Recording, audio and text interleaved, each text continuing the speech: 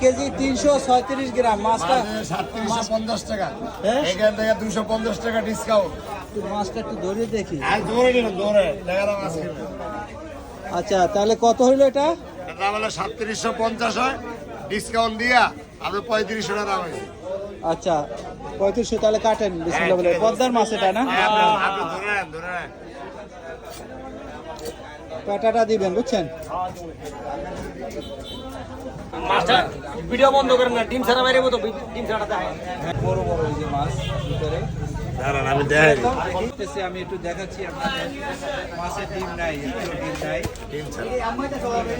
বুঝছেন, লম্বা করে এই ওয়াদিটা আমার সামনে গোল যাবে। কাটবেন না। সাইজর সাইরা আছে তুমি দাও। একবার ডিম ছাড়া বাইরেছে। সারা ডিম সারা ওই যে মাছটা দেখাচ্ছি। সারের পদ্মার ইলিশ। ওই যে পদ্মার ইলিশ আগে একটা একটু বড়। ডিম হয়েছিল, এই যে এই যে ডিম এই যে। হবে না।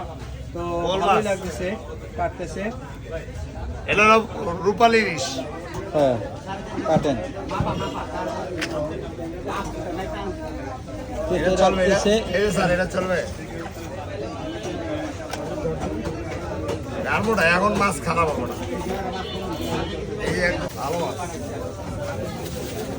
ফ্রেশ মাছ বাংলাদেশের, খুব ভালো লাগতেছে।